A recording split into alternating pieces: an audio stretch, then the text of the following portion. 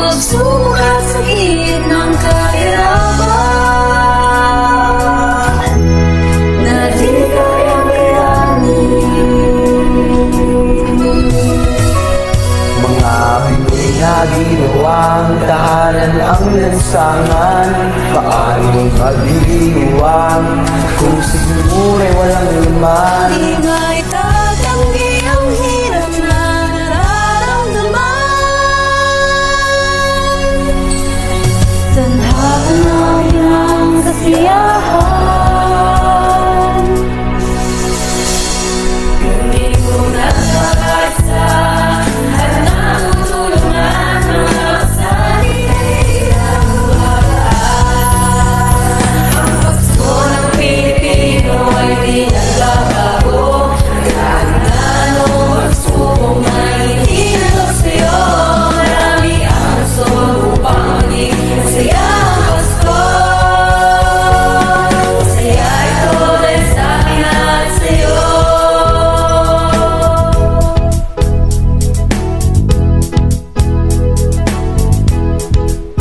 Marami naman ang wala sa kahirapan, piniling mag-ibang bansa habang sila'y malususan. Malayo man sa piling ng pamamahal sa buhay, pero tuloy na nagsusumikap sa luway.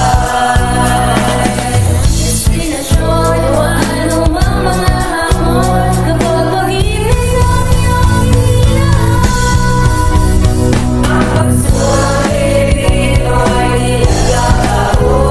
Kahit na anong pagsubok man hindi natok sa'yo, marami ang gusto upang maging masaya ang Pasko. Masaya ito dahil sa akin at sa'yo. Ang Pasko ng Pilipino ay di nagbabago. Kahit na anong pagsubok man hindi natok sa'yo, marami ang gusto upang maging masaya ang Pasko. Masaya ito dahil sa akin at sa'yo.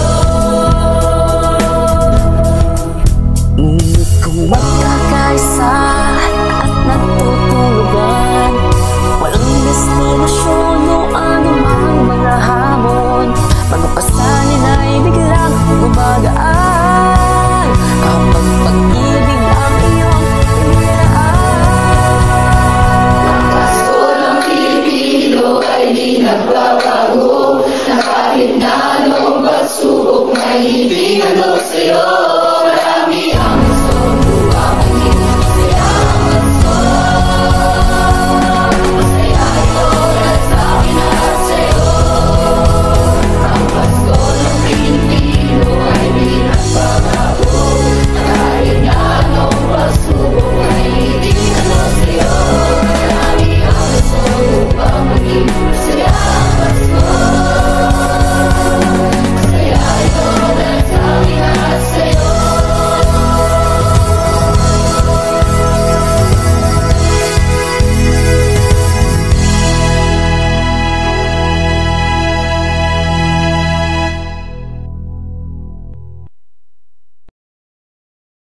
Game na, 3. 3, 2, 1, action!